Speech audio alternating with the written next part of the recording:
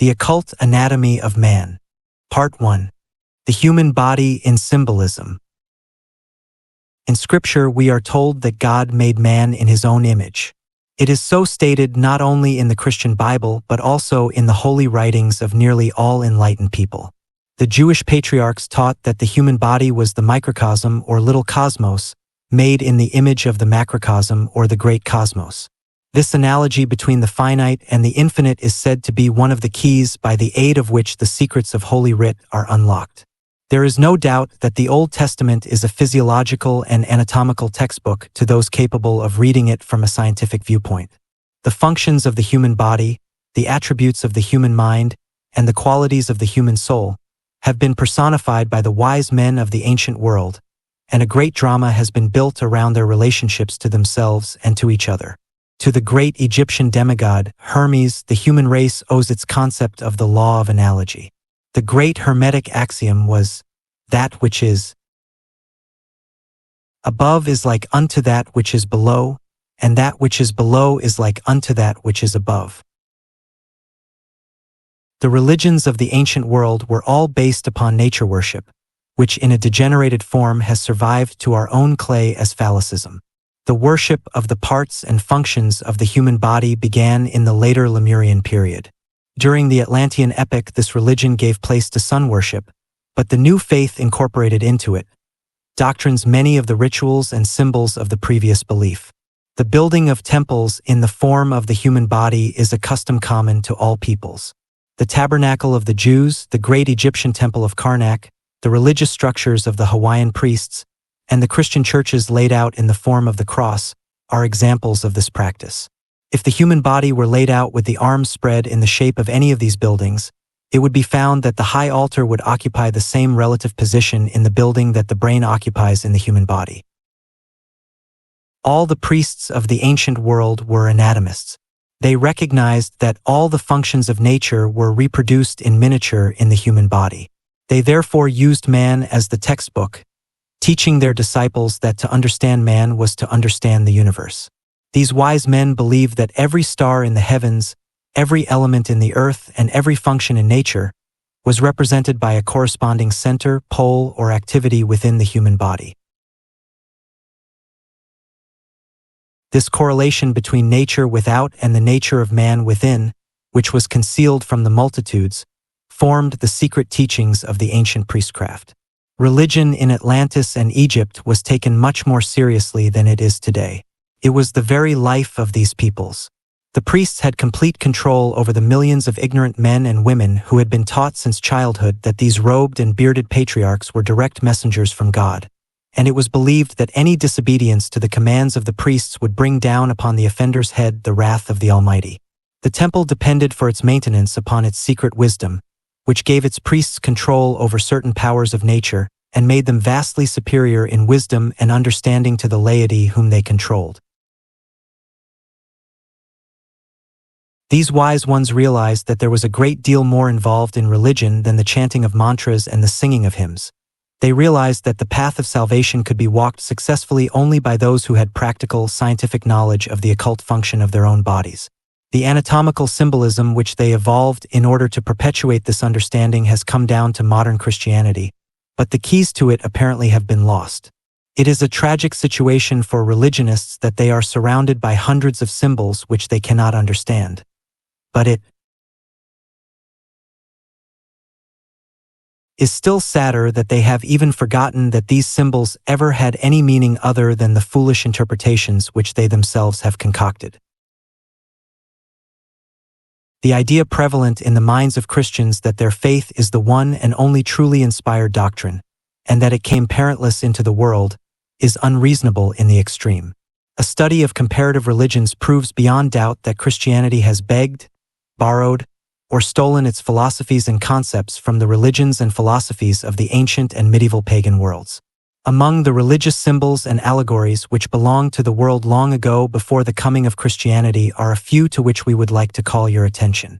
The following Christian symbols and concepts are of pagan origin. The Christian cross comes from Egypt and India, the triple mitre from the faith of the Mithraics, the shepherd's crook from the Hermetic mysteries in Greece, the Immaculate Conception from India, the Transfiguration from Persia, and the Trinity from the Brahmins. The Virgin Mary, as the Mother of God, is found in a dozen different faiths. There are over 20 crucified world saviors. The church steeple is an adaptation of Egyptian obelisks and pyramids, while the Christian devil is the Egyptian Typhon with certain modifications. The deeper one goes into the problem, the more he realizes that there is nothing new under the sun. A truly sincere study of the Christian faith proves beyond all doubt that it is the evolutionary outgrowth of primitive doctrines. There is an evolution in religion as well as in physical form. If we accept and incorporate into our doctrines the religious symbolism of nearly 40 peoples, it behooves us to understand, at least in part, the meaning of the myths and allegories which we borrow, lest we be more ignorant than those from whom we secured them. This brochure is devoted to the problem of explaining the relationship existing between the symbolism of the ancient priests and the occult functions of the human body. We must first understand that all sacred writings are supposed to be sealed with 7 seals. In other words, it requires 7 complete interpretations to understand fully the meaning of these ancient philosophic revelations which we have liked to call Holy Writ. Scripture is not intended to be historical. Those who understand its literal meaning understand, he least of its meaning. It is a well-known fact that Shakespeare, for dramatic reasons, brought together, in his plays, characters who had actually lived hundreds of years apart. But Shakespeare was not writing history, he was penning drama. The same is true of the Bible. Scripture leaves historians hopelessly involved in self-contradictory chronological tables, where the majority of historians will remain until the Judgment Day. Scripture furnishes excellent subject matter for debates, and also ground for hair-splitting over the meaning of terms and probable locations of unknown cities. Many of the biblical landmarks now pointed out by guides were named hundreds of years after the birth of Christ by pilgrims who suspected them of occupying sites somewhere near those mentioned in the Bible. All this may prove convincing to some, but to the thinker it is conclusive evidence that history is the least important part of Scripture. When the Empress Helena, mother of Constantine the Great, visited Jerusalem in 326 AD, she discovered that not only all traces of Christianity had already been lost, but that a temple dedicated to the goddess Venus stood on the hill now accepted as Mount Calvary. Less than 400 years after the death of Christ, there was apparently no one in the Holy Land who had ever heard of him. This does not necessarily imply that he never lived, but it certainly does indicate that the halo of miracles and supernatural atmosphere with which modern Christianity envelopes him are largely mythological. Like all other religions, the Christian faith accumulated a weird collection of fantastic legends which are its own worst enemies, for they have taken the simple moralist of Nazareth, the man who loved his fellow creatures, and built around him a superstructure of idolatry which loves no one and serves only itself. As Buddha in India merely reformed the Brahmin concepts of his day, so Jesus reshaped the faith of Israel and gave to his disciples and the world a doctrine based upon that which had gone before but remodeled to meet the needs of the people who surrounded him and the problems which confronted the Jewish nation. The Essenes who educated Jesus were of Egyptian or Hindu origin, and his faith incorporated the best of that which had gone before. The records preserved of him are largely allegorical, and the simple man is plunged by them into a great sea of supernaturalism. This was not entirely without purpose, however, for as Shakespeare took license with history in order to present essential truths, so it seems the historians of Jesus used the character of the man as the groundwork of a great drama. He becomes the hero of a seven-sealed story, and those Christians who have studied symbolism can gain from that story the key to the true Christian mysteries. They will then realize that Scripture is perpetual history, that it pertains to no nation or people but is the story of all nations and peoples. It is a wonderful thing, for example, to study the life of Christ in the light of astronomy, for he becomes the sun, and his disciples the 12 signs of the zodiac. Among the constellations we find the scenes of his ministry, and in the procession of the equinoxes the story of his birth, growth, maturity, and death for men. Again, the tortured chemicals in the retort further reveal to us the life of the master. For with the key to chemistry, the scriptures become another book. In this particular work, however, we can only concern ourselves with the relationship of these allegories to the human body. We discover that the life of Christ, as found in the Gospels, has been conventionalized until it agrees perfectly with the lives of dozens of world saviors, for all of them are also astronomical and physiological myths. All of these myths come to us out of the most remote antiquity, where the primitive races used the human body as the symbolic unit, and the gods and demons were personified out of the organs and functions of the body.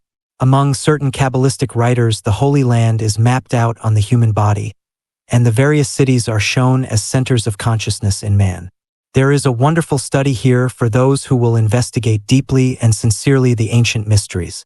We cannot hope to cover all the ground, but if you can gain from this booklet a key to the situation, we hope you will pursue the line of thought until you have made it all-inclusive and opened at least one seal of the Book of Divine Revelation. The Occult Anatomy of Man. Part 2.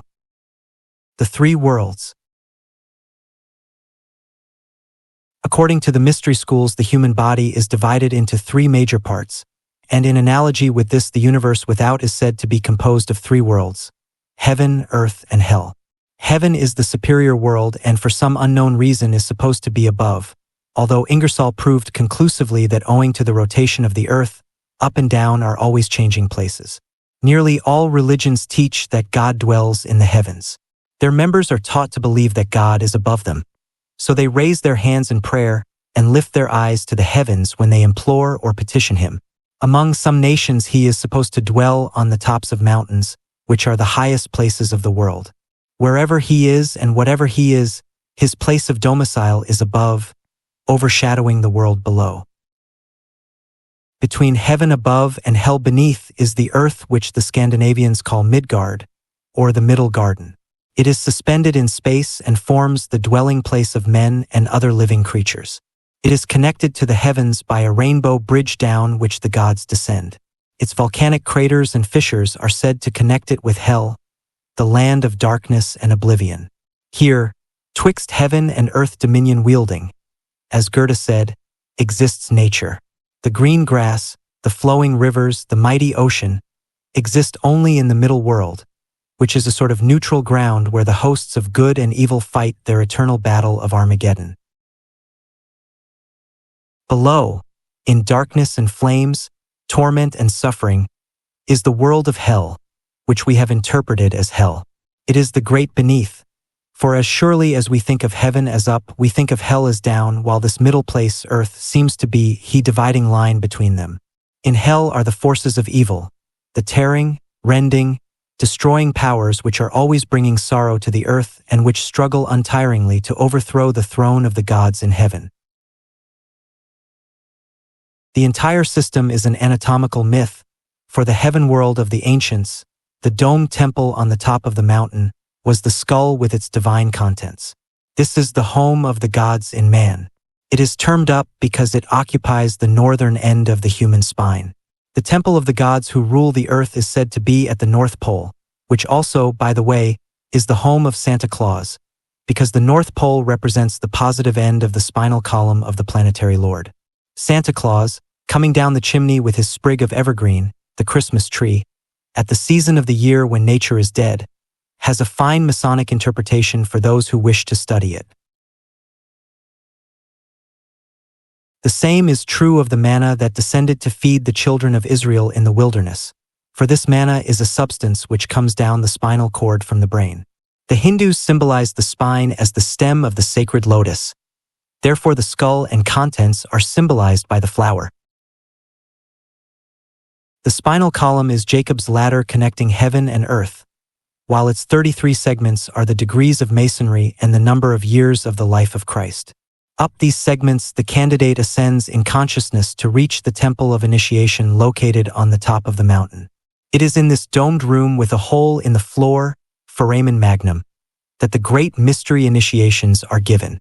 The Himalaya mountains rise above the earth, representing the shoulders and upper half of the body. They are the highest mountains of the world. Somewhere upon their summit stands the temple, resting, like the heavens of the Greeks, upon the shoulders of Atlas. It is interesting to note that the atlas is the upper vertebra of the human spine upon which the condyles of the skull rest. In the brain there are a number of caves, ventricles and folds, and in them, according to Eastern legends, live the wise men, the yogis and hermits. The caves of the yogis are said to be located at the head of the Ganges River. Every religion has its sacred river.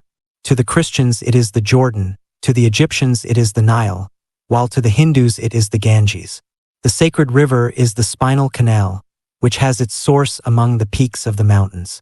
The holy men in their retreats represent the spiritual sight in the human brain and are the 7 sleepers of the Quran who must remain in the darkness of their caves until the spirit, ire, vitalizes them. The brain is the upper room referred to in the Gospels where Jesus met with his disciples, and it is said that the disciples themselves represent the 12 convolutions of the brain. It is these 12 convolutions which later send their messages by means of the nerves into the body below to convert the Gentiles or preach the gospel in the Middle Earth. These 12 convolutions gather around the central opening in the brain, the third ventricle, which is the Holy of Holies, the mercy seat, where between the spreading wings of the angels Jehovah talks with the high priest, and where both day and night the Shekinah's glory hovers. From this point also the spirit finally ascends from Golgotha, the place in the skull. It is a clairvoyant fact that the spirit not only leaves but also enters the body through the crown of the head, probably giving rise to the story of Santa Claus and his chimney. The Trinity in man lives in the 3 great chambers of the human body, from which they radiate their power throughout the 3 worlds. These centers are the brain, the heart, and the reproductive system. These are the 3 main chambers of the pyramid and also the rooms in which Ark given the entered apprentice, fellowcraft, and master mason's degrees of Blue Lodge Masonry.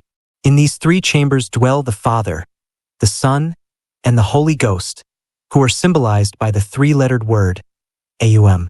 The transmutation, regeneration, and unfoldment of these 3 great centers result in the sounding of the lost word, which is the great secret of the Masonic order. From the spinal nerves come impulses and life forces which make this possible.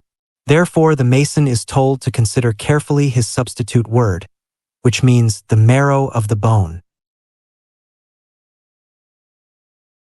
In the cerebellum or posterior brain, which has charge of the motive system of the human body and is the only brain developed in the animal, is to be found a little tree-like growth which has long been symbolized by a sprig of acacia and as such is referred to in the Masonic allegory. The 2 lobes of the cerebrum were called by the ancients Cain and Abel, and have much to do with the legend of the curse of Cain, which is literally the curse of unbalance. For the murder of the spirit of equilibrium Cain is sent forth a wanderer upon the face of the earth. I have in my possession a very remarkable skull which originally rested on the shoulders of a homicide. It is of high organic quality, but bears the curse of Cain. This individual had a grudge which he nursed very carefully. Nursed grudges sometimes become very dangerous things. This person swore that when he met a certain man he would cut his heart out and throw it in his face. A number of years passed, his hatred grew, and at last meeting his enemy he attacked him and fulfilled his threat. He was hanged for the crime, but the skull bearing the testimony to the brain reveals a very interesting fact. The right half of the brain is under the control of Mercury, the planet of intelligence, and as a result of the crossing of the brain nerves at the base of the skull, it rules the left side of the body. The left half of the brain, under the control of Mars, the spirit of anger and impulse, rules the right side of the body and likewise the strong right arm. As the result of his hatred and the rulership of Mars which grew out of that hatred, the left rear side of the brain is fully twice the size of the right side. The individual allowed Mars to control his nature. The impetuosity of Mars ruled him, and he paid with his life for the mark of Cain. Science knows there is a very narrow line between genius and insanity. For any dominating vice or virtue man must pay with unbalance. Unbalance always distorts the viewpoint, and distorted viewpoints are unfailingly productive of misery. In the skull is the switchboard which controls the activities of the body. Every function of man below the neck is controlled by a center of consciousness in the brain.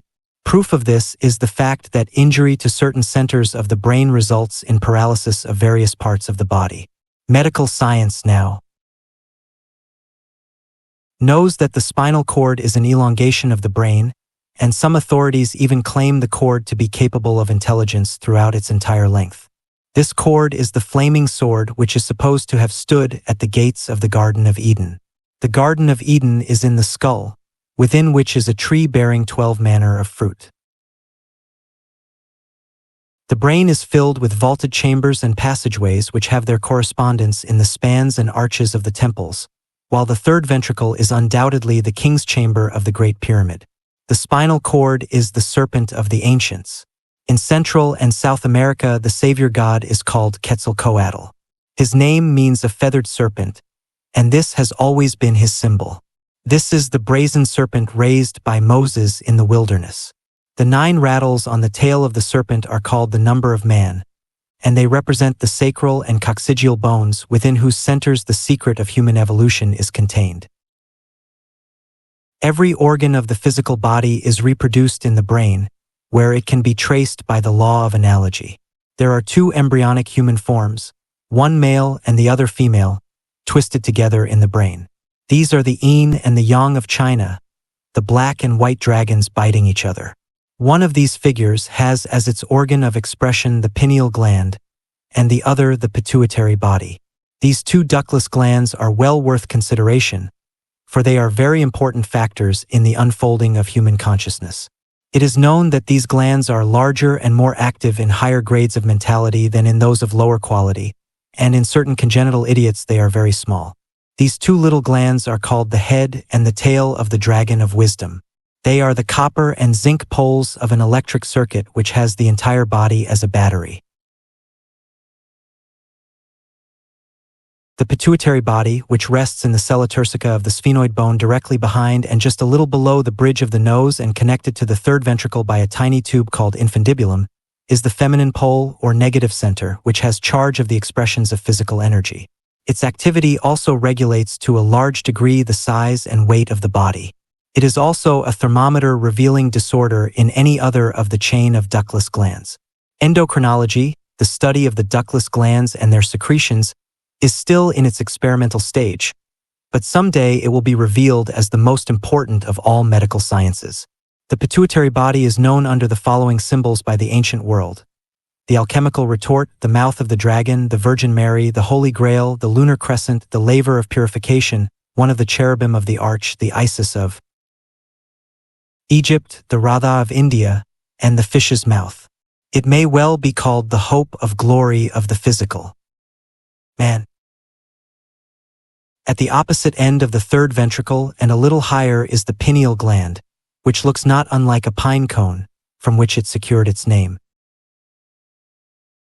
Sir Ernest Alfred Wallace Budge, keeper of the Egyptian antiquities in the British Museum, mentions in one of his works the Egyptian custom of tying pine cones on the tops of their heads. He states that in the papyrus rolls these cones are fastened to the tops of the heads of the dead when taken into the presence of Osiris, Lord of the underworld.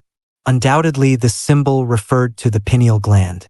It was also the custom of certain African tribes to fasten pieces of fat to the tops of their heads and allow them to melt in the sun and run down over them as part of their religious observances. It is interesting that the American Indian should wear his feather, which was originally symbolical of spiritual perception, in the same place where the Christian monk shaves his head. The Hindus teach that the pineal gland is the third eye, called the eye of Dangma. It is called by the Buddhists the all-seeing eye, and is spoken of in Christianity as the eye single. We are told that ages ago the pineal gland was an organ of sense orientation by which man cognized the spiritual world, but that with the coming of the material senses and the 2 objective eyes it ceased to be used, and during the time of the Lemurian race retreated to its present position in the brain. It is said that children, recapitulating their previous periods of evolution, have a limited use of the third eye up to their 7th year, at which time the skull bones grow together. This accounts for the semi-clairvoyant condition of children, who are far more sensitive than adults along psychic lines. The pineal gland is supposed to secrete an oil, which is called resin, the life of the pine tree. This word is said to be involved in the origin of the Rosicrucians, who were working with the secretions of the pineal gland and seeking to open the eye single. For it is said in Scripture, "The light of the body is the eye. If therefore thine eye be single, thy whole body shall be filled with light." The pineal gland is the tail of the dragon and has a tiny finger-like protuberance at one end. This gland is called Joseph, for it is the father of the God-man.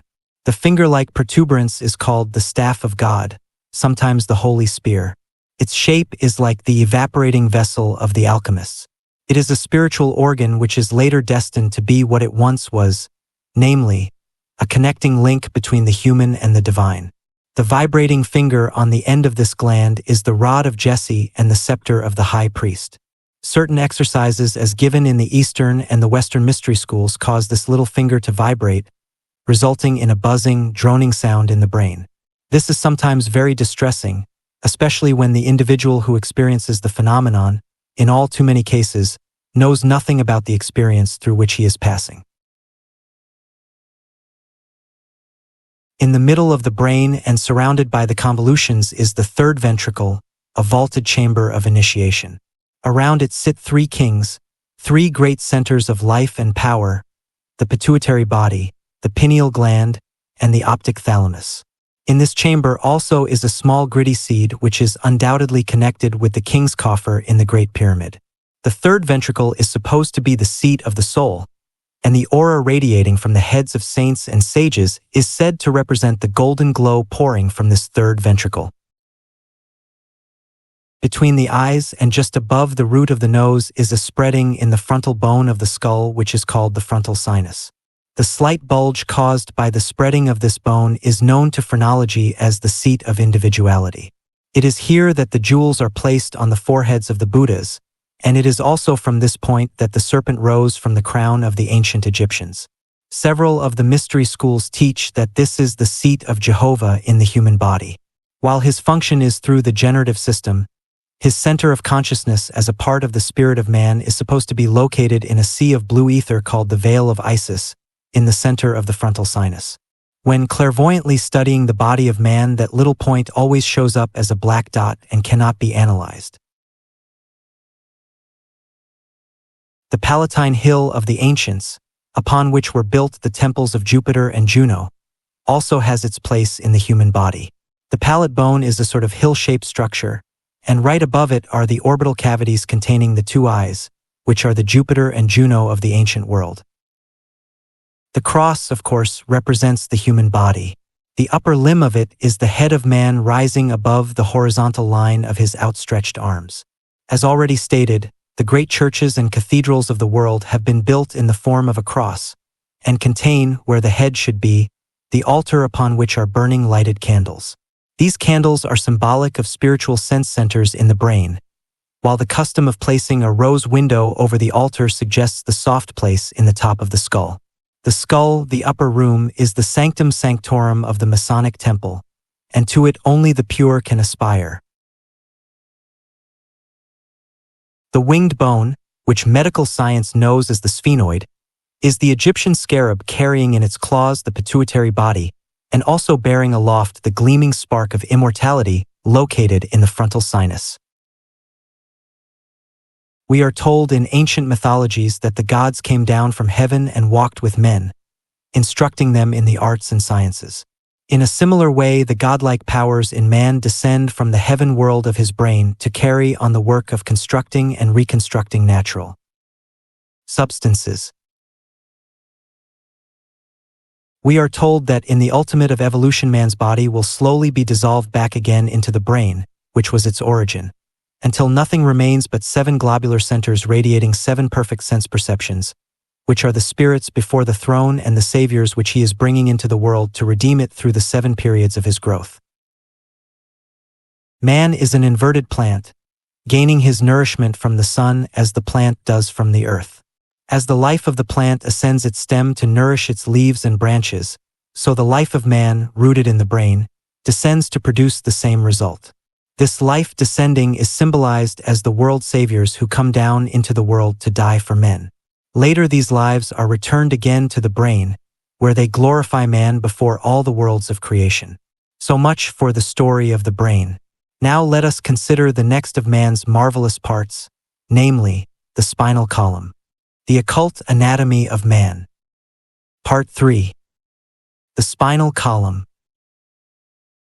Connecting the two worlds, heaven above and the sphere of darkness below, is the spinal column, a chain of 33 segments protecting within them the spinal cord. This ladder of bones plays a very important part in the religious symbolism of the ancients. It is often referred to as a winding road or stairway. Sometimes it is called the serpent, at other times the wand or scepter. The Hindus teach that there are 3 distinct canals or tubes in the spinal system. They call them Ida, Pingala, and Sushumna. These tubes connect the lower generative centers of the body with the brain. The Greeks symbolized them by the caduceus, or winged staff of Hermes. This consisted of a long rod, the central Sushumna, which ended in a knob or ball, the pons of the medulla oblongata. On each side of this knob are wings arched over, used to represent the 2 lobes of the cerebrum. Up this staff and twisted around it wind 2 serpents, one black and the other white. These represent the Ida and Pingala. The ancient Hindus have a legend concerning the goddess Kundalini, in which it is said that she descended by means of a ladder or cord from heaven to a little island floating in the Great Sea. Connecting this with embryology, it is evident that the ladder or cord represents the umbilical cord, while the little island is the solar plexus. When the ladder is cut away from heaven, the goddess flees in terror to a cave, sacral plexus, where she hides far from the sight of men. Like Amaterasu, the Japanese goddess of the shining lace, she must be lured from her cave. For while she is there and refuses to come forth, the world is in darkness. Kundalini is a Sanskrit word meaning a serpentine or twisting gas or force. This force, so the Eastern sages claim, can be drawn up through the central spinal canal, the Sushumna. When this essence strikes the brain, it pens the center of spiritual consciousness and inner perception, bringing with it spiritual illumination. The system of culture, whereby this is made possible, is the most secret teaching of the Eastern saints, for they realize that this spiral, twisting force is not only illuminating but, like the serpent which is its symbol, also a deadly poison. Smatterings of Eastern occultism are coming all the time into the Western world, but we are sorry to say they are bringing with them endless suffering and sorrow, for these great truths in the hands of individuals incapable of rightly understanding or applying them destroy intelligence and reason. Along the spine are a number of nerve ganglia and plexuses. All of these have their place in religious symbolism.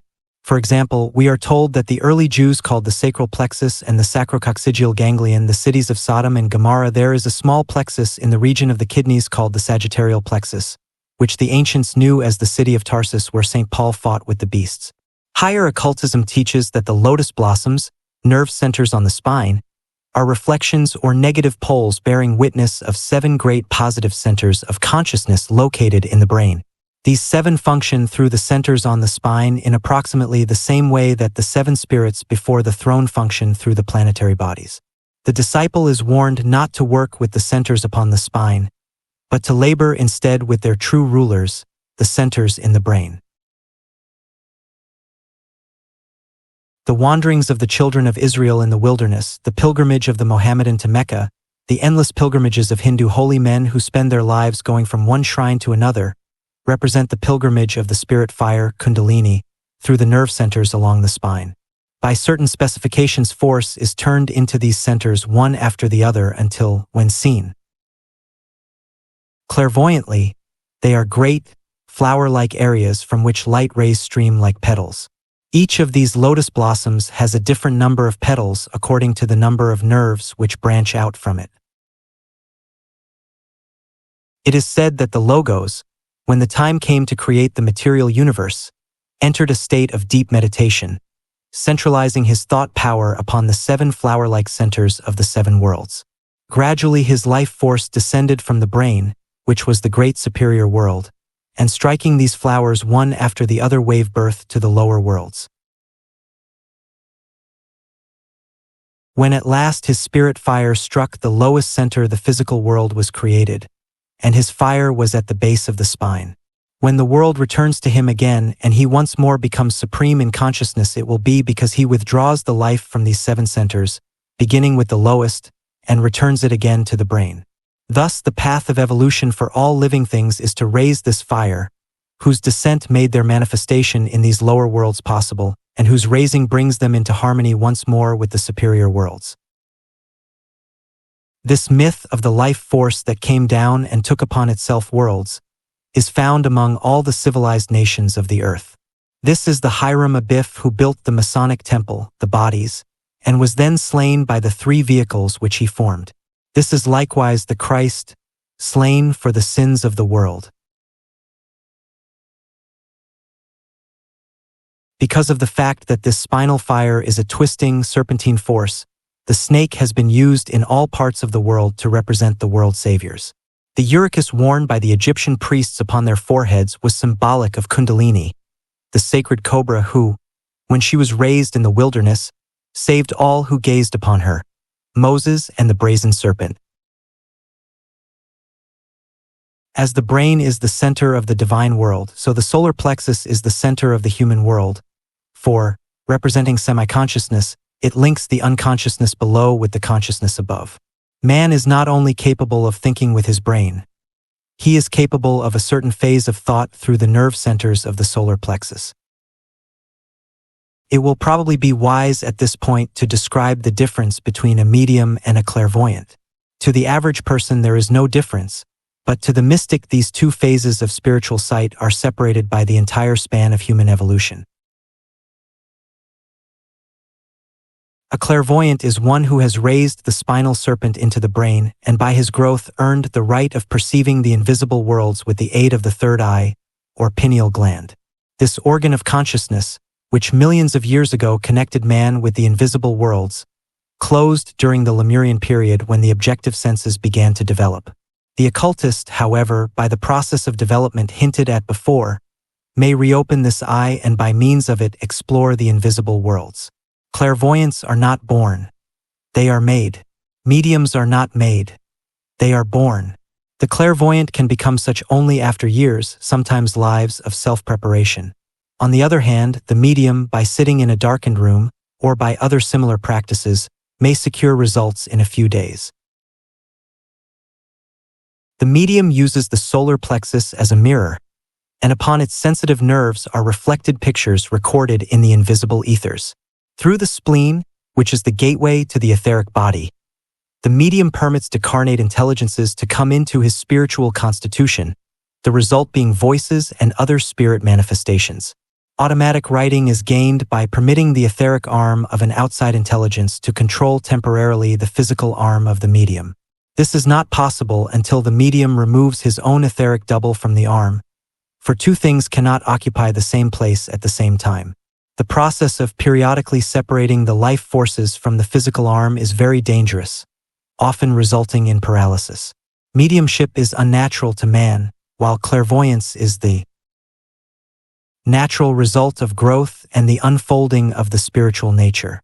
There are 100 mediums to 1 clairvoyant, for the clairvoyant can become such only through self-mastery and the exertion of tremendous power, while the weaker, the more sickly, and the more nervous an individual is, the better medium he makes. The clairvoyant is unfolding his mind by filling it with useful knowledge, while the first instruction given the would-be medium is, make your mind a blank. The reason mediumship through the solar plexus is a retrogression may be summed up as follows. The group spirits who control the destinies of the animal kingdoms govern then charges through pictures thrown against the solar plexus, for the animal has no self-conscious mind. As a result, instead of thinking with its own brain, it thinks with the brain of the group spirit to whom it is attached by invisible magnetic cords. These cords convey their impressions and photograph them upon the sympathetic nervous system. Having no will of its own, the animal is incapable of combating these urges and consequently obeys them implicitly. Man governs himself through the cerebrospinal nervous system because he has developed individuality and the sympathetic system no longer rules him. Opening himself to impulses through the solar plexus area, The medium is thwarting his own growth by preventing the cerebrospinal nervous system from controlling his destiny. Man has always liked to lean on external things. He hates to face each problem and solve it with the brain God gave him. He consequently leans on the invisible worlds, asking them to help him to accomplish the labors which he should do by his own efforts. Thousands of people must carry the karmic responsibilities of the medium, for many follow this calling because hundreds of people want to talk to deceased relatives or get inside tips on the stock exchange. Those who by their patronage encourage things of which they do not themselves approve are personally responsible for the injury which their selfishness has thus permitted other persons to inflict upon themselves. The difference, therefore, between mediumship and clairvoyance is about half the length of the spinal column. It is the difference between negative and positive. It is the difference between the midnight of the seance room and the noonday of the temple. All of the organs within the body of man have their religious significance. The heart with its chambers is itself a temple standing upon the mountain of the diaphragm. The spleen with its little umbrella-shaped body collects the sun's rays and has charge of the etheric body. It is this etheric body coiled within the spleen that injects the white blood corpuscles into the circulatory system. We know that the human body has been the inspiration for nearly all mechanical contrivances. Hinges are copied from the human body, likewise die ball and socket joint. We are told that the first plumbing was reproduced from the arterial and venous circulatory systems. Hundreds of machines and implements have been inspired by the subtle workings of our own vehicles, for the human body is the most marvelously constructed machine that the human mind can study. The close relationship between the generative system below and the brain above, for the brain is a positive generating system, is of course due to the spine connecting them. At a certain time, a number of little doors which now separate the brain from the generative system are opened, and the sushumna becomes an open tunnel so that every impulse is carried immediately to both ends of the body. It is for this reason that the candidate assumes the vows of celibacy, for the close connection existing in the advanced disciple between the brain and the reproductive system necessitates an absolute conservation of all life energies. The tonsils are directly connected with the generative system. In fact, they are part of its positive pole in the brain. The customs of vaccinating healthy children and cutting out normal tonsils on general principles should be reconsidered. Most tonsils are infected as the result of the child eating too many sweets during the first years of life. The moral is, don't cut out the tonsils, cut out the sweets. Many parents are responsible for the illness of their children. Through either ignorance or indulgence, they allow the infantile consciousness, as yet uncontrolled by its higher vehicles, to destroy itself before life fairly begins. When children are sick during the early years of life, the physician will often find the cause of the ailment in the parent, and the father or mother, not the child, should be dosed with pills. If the stomach is kept in proper condition, the tonsils will give very little trouble. The absolute economy exhibited by nature in the building of all its structures should be sufficient proof that the Lord was not wasting his time when he made tonsils and appendixes. He apparently had reason for making them, but these poor, unoffending organs have become a gold mine to medical scientists who remove them at the slightest provocation. We are told that the vertical position assumed by the human body, which forces the contents of the intestinal tract to travel part of the time uphill, is the reason for the appendix, which is missing in creatures of horizontal carriage. Every organ not only has its visible purpose, but also an invisible spiritual purpose, and the individual is to be admired who manages to go through life preserving intact as many as possible of his original anatomical parts and members. While on the subject of the debt of science to the human body, we might add that the decimal system is the result of primitive man's counting on his fingers, whereby 10 became the unit of enumeration. The ancient cubit also was the distance between the elbow and the end of the second finger, or approximately 18 inches. So it goes back through the study of things until we find that nearly everything with which man has surrounded himself is an adaptation from the body with which God surrounded his spirit. Man is gradually gaining control not only over the organs of his body but also over their functions. Science states that certain organs function automatically or mechanically, but occultism realizes that there is nothing mechanical about the functions of the human body. Let us take as an example a workman throwing a piece of iron among the wheels and levers of a smoothly working machine. There is a grinding crash and the machine stops. If on the other hand you figuratively throw a monkey wrench into the human body, it will immediately begin the process of throwing it back at you.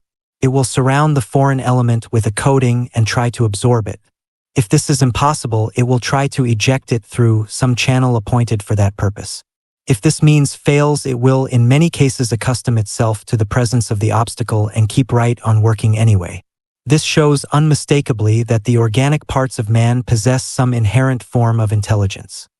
Therefore they are not machines, for no mechanical device is capable of intelligence. Paracelsus, the great Swiss physician, who after many years in the Far East returned to Switzerland to teach medicine, first gave to the European world its concept of the nature spirits. He taught that the functions of nature were under the control of little creatures who were invisible to the normal senses, but who, working through the kingdoms of life, minerals, plants, animals, and parts of the human body, kept all of these evolving in an intelligent way. Under the control of the great celestial hierarchy of Scorpio, which has charge of all body building in nature, these elements are the invisible intelligences governing the human body and its functions. As the result of man's ever-evolving consciousness, he is acquiring more complete control over the functions of his various organs. There are two kinds of muscles, voluntary and involuntary, the difference being that the voluntary muscles, which are controlled by the conscious mind of the individual, have fibers running two ways and crossing each other, while those which are involuntary are without cross fibers.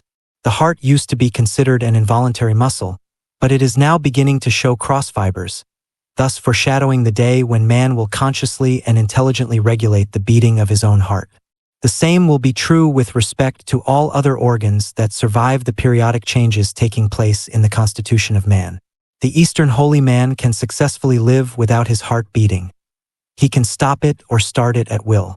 By lifting the tongue so that it closes the air passages into the lungs, he can remain in suspended animation for months. Many Eastern cellists, disciples, do this while being given spiritual initiations out of the physical body. There are cases on record where these holy men have been buried in the ground. Weeks later, when the body was dug up, it was found to be dried like leather. Water was poured onto it, and after a certain lapse of time, the man who had not taken a breath in weeks got up and walked off. This is the result of extraordinary control which the mind is capable of gaining over the functions of the body. Occultism teaches that there is an entire universe within the human body, that it has its worlds, its planes, and its gods and goddesses. Millions of minute cells are its inhabitants. These tiny creatures are grouped together into kingdoms, nations, and races, and become one thing composed of many parts. The supreme ruler and God of this great world is the consciousness in man which says, I am. This consciousness picks up its universe and moves to another town. Every time it walks up and down the street, it takes 100 million solar systems with it, but because they are so infinitesimal, man cannot realize that they are actually worlds. In like manner, we are individual cells in the body of an infinite creation which is hurling itself through infinity at unknown speed. Suns, moons, and stars are merely bones in a great skeleton composed of all the substances of the universe. Our own little lives are merely part of that infinite life throbbing and coursing through the arteries and veins of space. But all this is so vast as to be beyond the comprehension of this little I am in us. Therefore, we may say that both extremes are equally incomprehensible. We live in a middle world between infinite greatness on the one hand and infinite smallness on the other. As we grow, our world grows also, resulting in a corresponding increase in the scope of our understanding of all these wonders. The Occult Anatomy of Man. Part 4. The Infernal Worlds.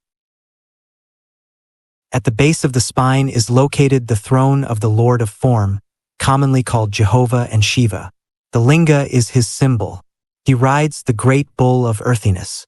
His daughter is death and destruction, yet he is not a thing of evil. He builds the bodies which give us the power to function in the lower worlds. He crystallizes them around lines of force.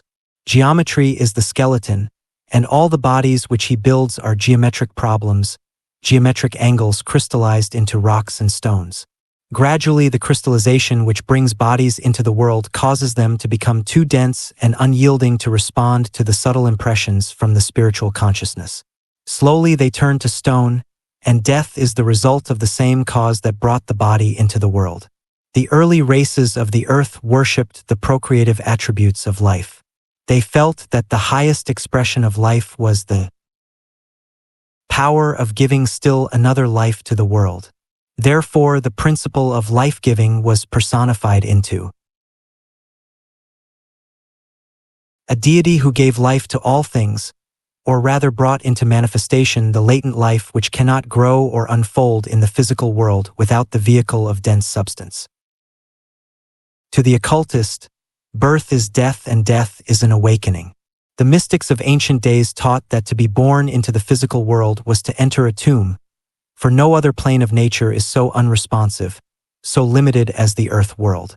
Time and distance were prison bars chaining the soul to narrow environments. Heat and cold tormented the soul, age deprived it of its faculties, and man's life was but a preparation for death. As life is lived under the shadow of death, they taught that it is a mockery, a hollow thing, gilded to the careless eye but tarnished and worm-eaten upon close examination. The physical body became the sepulchre, tire tomb, the place of burial in which spirit lay awaiting the day of liberation when as a virgin spark it should arise again from the broken urn of clay. Therefore, in all the religions of the world we have the lower world as a black pit into which Yama, the lord of the underworld, hurls the souls of the damned to suffer in a hell of their own creation. For it is true that each race makes from its own nature the demons which torment it. Here Typhon, the Egyptian god of destruction, with the body of a hog and the head of a crocodile, awaits with yawning jaws to devour those who have failed to make proper use of life's opportunities. Among most peoples, the demon is symbolized as part animal, part human.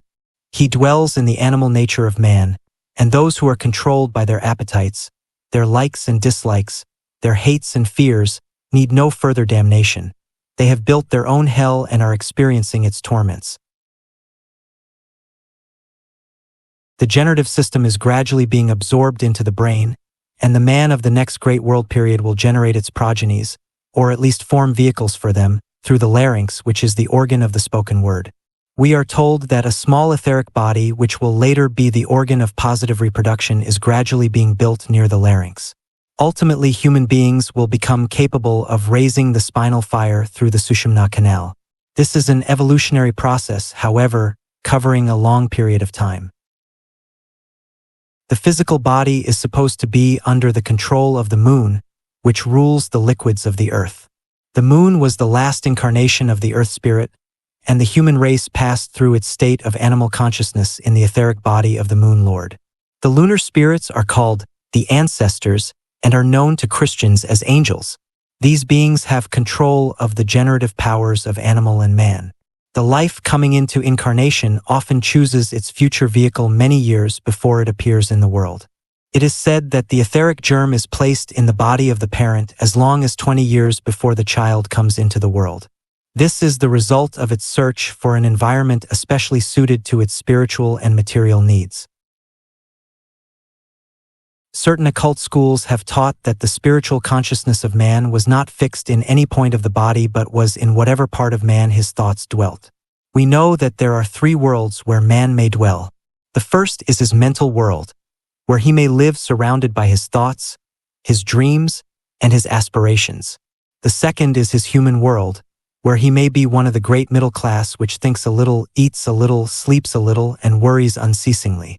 The third possible home is his animal world, where he may dwell in the midst of passions, lusts, and hates which burn his soul and consume his body. The history of primitive races shows that they have risen through all of these stages until at last a few have become truly thinking creatures. The blood of every man is individual. When crystallizing, it forms into geometric patterns which differ with every person, so that by means of blood analysis a far surer system could be evolved for crime detection than either the Bertillon or fingerprint systems. The story of man's soul is written in his blood. The position he occupies in evolution, his hopes and his fears, are all imprinted on the etheric forms which flow through his bloodstream. Until red blood came into the body, the spirit of man could not enter, but hovered over the body, attached to it by an electric thread. By studying crickets, grasshoppers, and similar small creatures clairvoyantly, it is possible to observe impulses from the little globes hovering over their bodies which result in the primitive motion and sense which they demonstrate. Therefore, it is said that the actual line between the vegetable and the animal is drawn with the coming of red blood. Consequently, certain small fishes, mollusks, etc. are technically vegetables, although not recognized as such by science. The liver is the key to the red blood. Lucifer's red garments derive their color from the blood, while the word Lucifer means a carrier of light or heat, and is a name for the blood. For this reason, he is the spirit of temptation. In the Christian mysteries, the piercing of the liver of Christ by the spear of the centurion is especially mystical, while Prometheus, the friend of man, hanging upon the peak of Mount Caucasus with a vulture gnawing at his liver, is the same myth expressed in the symbolism of ancient Greece. It is further interesting to note the relation between the words live and liver, for to have a liver is to live. Along the same line, we may note that the word live spelled backwards becomes evil, and the word lived becomes devil. This peculiar relationship is found not only in English, but to a slightly less noticeable degree in several languages. When we take up this, however, we become involved in the study of Kabbalism, which is the analysis of the symbolic meaning of words. Red is the color of blood and the key of the liver, and its effects upon animals is very noticeable. It irritates, excites, and in some cases actually causes animals to go mad. Therefore, it is often used in making the capes worn during bullfights. These the fighters flaunt in the bull's face, and trouble usually follows. The use of red lights is not uncommon in black magic. Evil magicians use them to materialize specters, while medical science has already discovered that red light is a strong irritant when applied to the human body. During anger and hate, the astral aura of man becomes streaked with red flames very closely resembling thunderbolts. Very often the base of the spine glows with a murky red light, symbolic of hate, passion, or anger. This red glow, burning eternally at the base of the spine, has given rise to the story of hellfire and damnation, but the preacher has failed to remind the laity that they carry their own hell around with them wherever they go. The red power is said to be broken from the white light of the sun through the body of Samel, the spirit of Mars. This is the cause of the red glow in the heavens. Mars is the god of war, wrangling, hate, and dissension. He was the patron deity of the Roman Empire, whose uniformed soldiers wore red as a symbol of his sway. Following the lead of this patron saint, they conquered the world and then fell upon the swords with which they had murdered others. While red is the color of the body, yellow is regarded as the color of the soul. For this reason, the Buddhas and world saviors are usually symbolized as being surrounded with a golden nimbus or halo. This light is the yellow robe, also the light bearing witness to the darkness, of which St. John wrote. This light, flooding through the third ventricle, represents the Shekinah of the Jews, which hovers over the mercy seat as a pact between God and man. Yellow is a vitalizer, a life giver. Therefore, the golden-haired sun and its personification, the Christ, are both givers of life. Devitalization may be successfully treated by exposing the spleen to sunlight.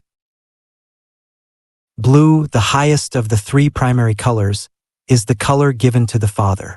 It is a relaxing, restful color, especially valuable in the treatment of insanity and obsession. It is difficult for black magicians to function successfully in a blue light.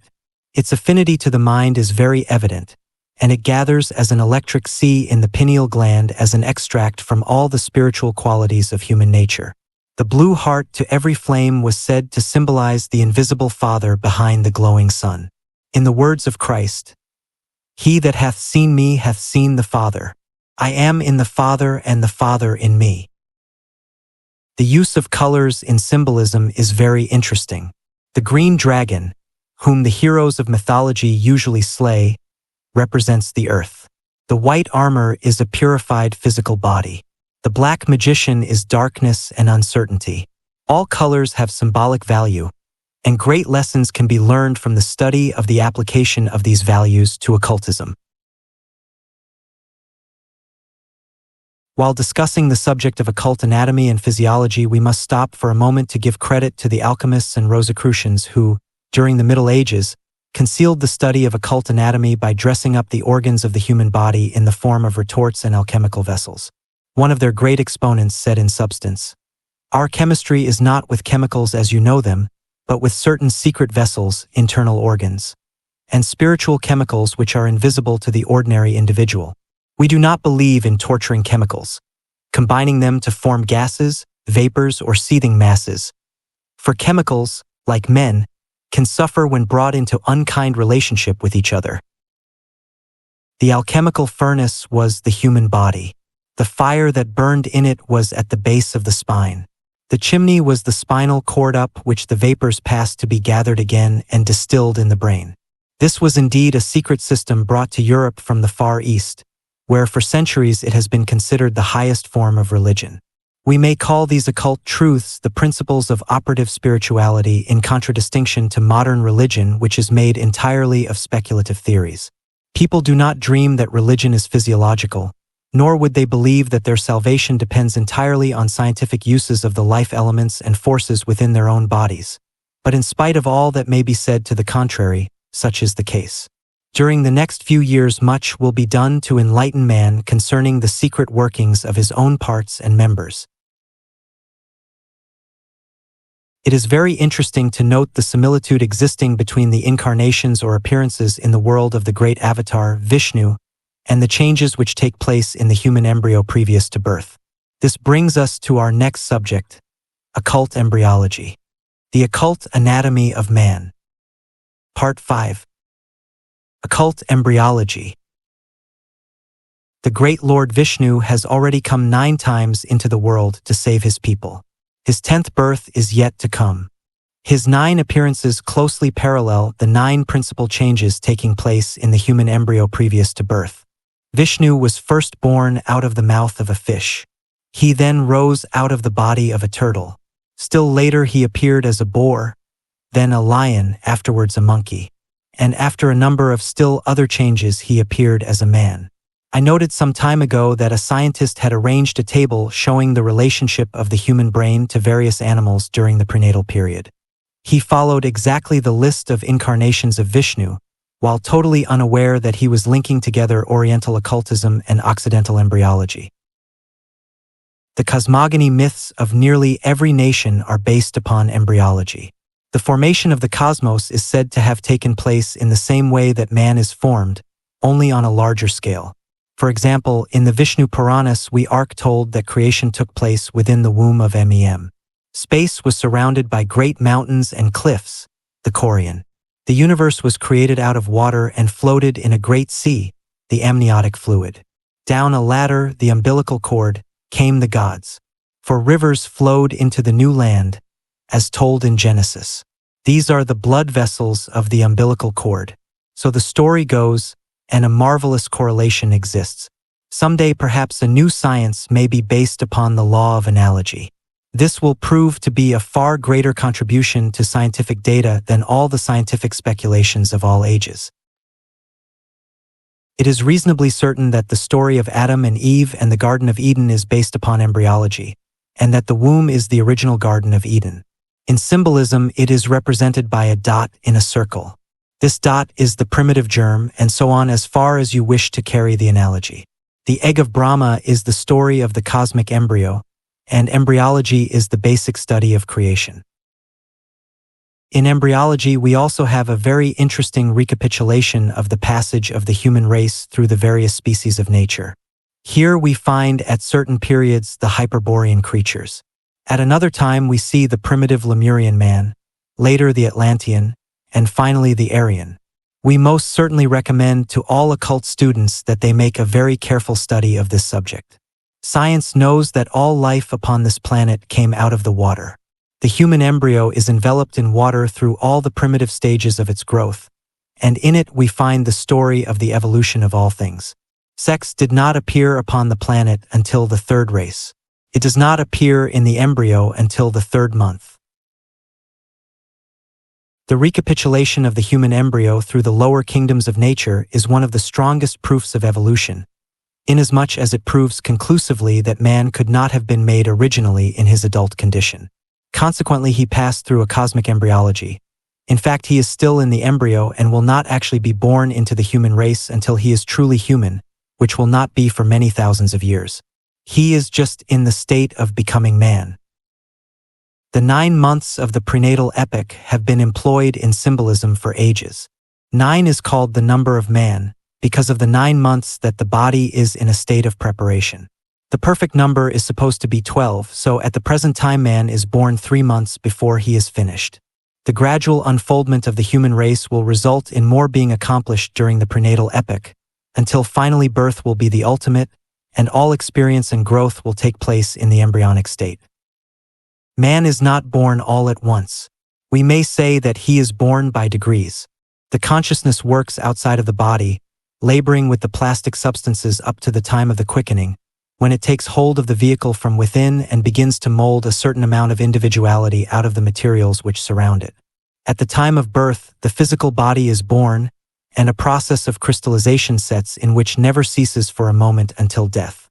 Man begins to die the moment he is born, and the span of life is the length of time which this requires.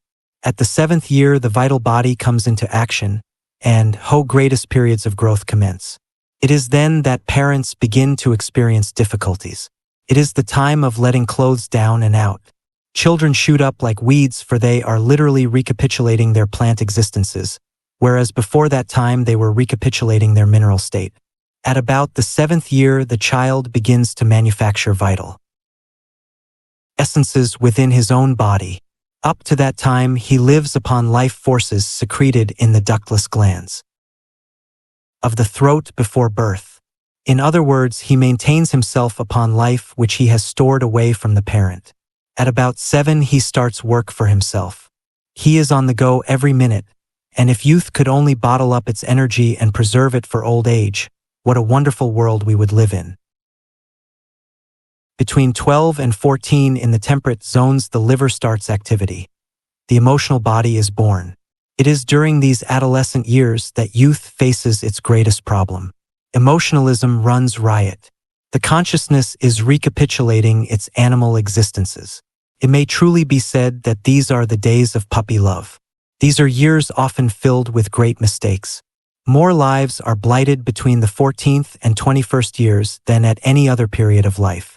It has been observed that the children of strongly emotional races are often brilliant and at the head of their classes until adolescence. When, however, the emotional nature becomes active at about the 14th year, these children frequently lose interest and ability in formal education. Any school teacher who has taught foreign children will vouch for this condition among certain nationalities. The moron is an example of the loss of mental function with the birth of the astral body, and there are many of these examples. During these years of emotional riot, parents must rule their children with firmness and kindness, or those same children will turn someday upon their parents and blame them for ruined lives. Between 18 and 21, according to climatic conditions, the mental body takes hold, and we say that the individual has reached the age of majority. He is then permitted to vote. His father presents him with a gold watch and sends him out into the world to seek his fortune. Not one person in a million realizes why 21 is set as the age of majority, but every occultist knows the reason. The spiritual consciousness, the true I Am, does not take hold of its new body until the 21st year. Up to that time, it is ruled entirely by the lower sense centers. Life thus progresses in cycles of 7 years. As an example of this, we know that the 28th year is the period of second physical birth, the 35th year the period of second vital birth, or, as it is called, second growth, the 42nd year the period of second emotional birth. During these years, people otherwise perfectly normal very often grow sentimental. The 49th year marks the dawn of a new period of mental activity, and the following 7 years are the golden years of thought. They are the periods of philosophic reason, the crowning years of life, and so on, cycle after cycle. If the individual waits long enough, he may pass through his second, third, and fourth childhoods. Few people realize that they are composed of mineral, plant, and animal elements. The bones are literally minerals. Hair is a plant nourished by waves of vital ether pouring out through the skin, while within every individual are thousands of little wiggling, creeping, crawling things that make each of us a zoo all by ourselves. The ancient Scandinavians, realizing this, wrote many legends about the little creatures that live in man. A famous statue of Father Nile shows him covered over with tiny human figures representing the attributes and functions of man. Man is a great study, but we make very little use of our textbook. The scriptures of all nations are filled with anatomical references to cities and places that have no existence outside of man himself. The 12 gates of the holy city are the 12 apertures in the human body. Like the 12 masters of wisdom and the 12 great schools of philosophy, these apertures are divided into 2 divisions of 7 and 5. There are 7 visible openings and 5 concealed openings in the human body. One of the Greek philosophers told his disciples to remember distinctly that there were 6 openings leading into the human brain, but only 1 leading out of the human head, and that 1 led from the stomach. Therefore they were to listen twice, once with each ear, look twice, once with each eye, sense twice, once with each nostril, but to speak only once, and that what they spoke would come from the stomach and the brain. The advice still holds good. The Hebrews used the human head as a favorite symbol to express the divine attributes, calling it the great face.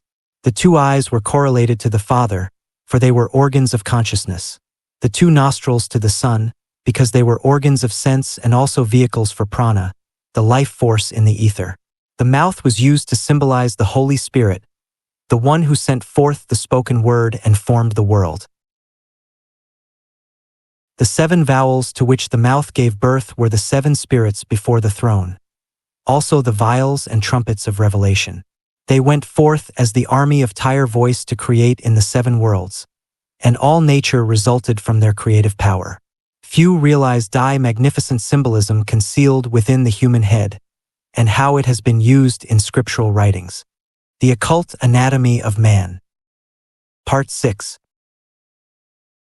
To this work is appended a treatise which was published separately some years ago but has been out of print for some time.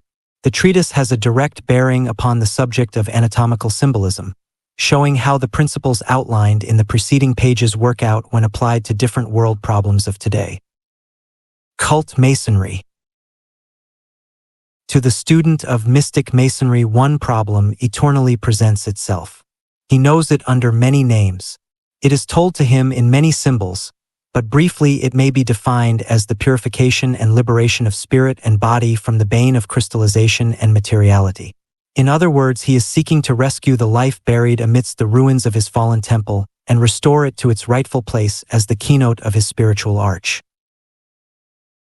When studying ancient masonry, we are dealing with one of the first revelations of what we know as the wisdom teachings.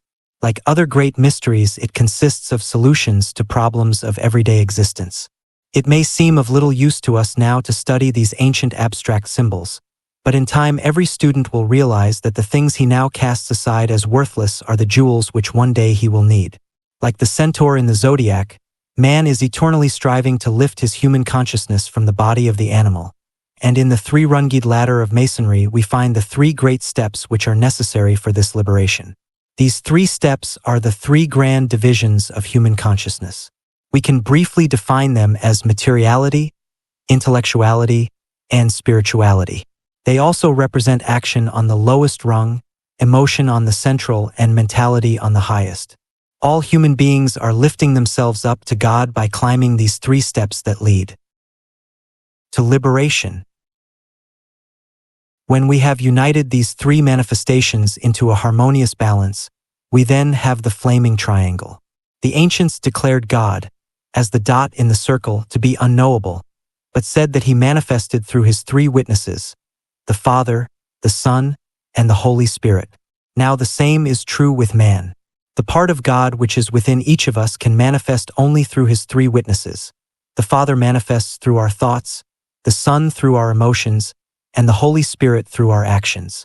When we balance our thoughts, our desires, and our actions, we have an equilateral triangle.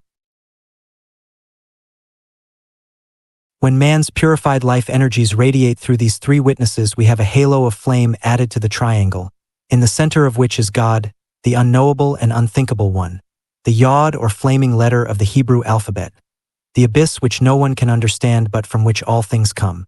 The life of this unknown pours outward through the triangle, which in the higher degrees is surrounded by a halo of flame. The halo is the soul built from the transmuted thought, action, and desire, the eternal triangle of God. Among Masonic symbols is the beehive, called the symbol of industry, for it clearly demonstrates how man should cooperate with his fellow men for the mutual development of all. It also contains a much deeper message, for each living soul is a bee that travels through life and gathers the pollen of wisdom from the environments and experiences of life. As the bee gathers the honey from the heart of the flower, so each of us should extract the spiritual nectar from each happening, each joy, and each sorrow, and incorporate it into the great beehive of experience, the soul body of man. In the same way, it is said that the spiritual energies in man eternally take the life forces he is transmuting and carry them up into the beehive in the brain, where is kept the honey or oil necessary for the sustenance of life. The ancient gods are said to have lived on nectar and not to have eaten or drunk like other men. It is quite true that honey gained or extracted from coping with the problems of everyday life is the food of the higher man. While we eat at the well-laden board, it would be well for us to consider whether or not the spiritual man is also nourished and developed by the things which we have transmuted in our own lives.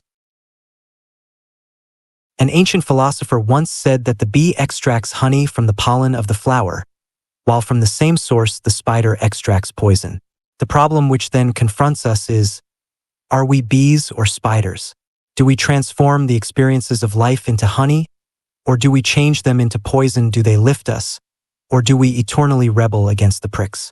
Many people become soured by experience, but the wise one takes the honey and builds it into the beehive of his own spiritual nature. It is well for us also to consider the grip of the lion's paw, one of the world's oldest symbols of initiation. In ancient times, the neophyte on his way through the mysteries of Egypt's temples was finally buried in a great stone coffer for the dead, later to be raised to life again by the master initiate in his robes of blue and gold. When the candidate was thus raised, the Grand Master wore upon his arm and hand the paw of a lion as a glove, and it was said of the newly raised disciple that he had been brought to life by the grip of the lion's paw. The Hebrew letter Yod, which is used in the center of the triangle and is sometimes a symbol of spirit because of its flame-like appearance, means, according to the Kabbalist, a hand that is stretched forth. We understand this to symbolize the sun spirit in man, which is said to be enthroned in the sign of Leo, the Lion of Judah. And as the fruits of the fields and the seedlings are grown and developed through the sun's rays, so it is said that the crystallization of man is broken up and dispelled by the light of the spiritual sun, which raises the dead with its power and liberates the latencies of life.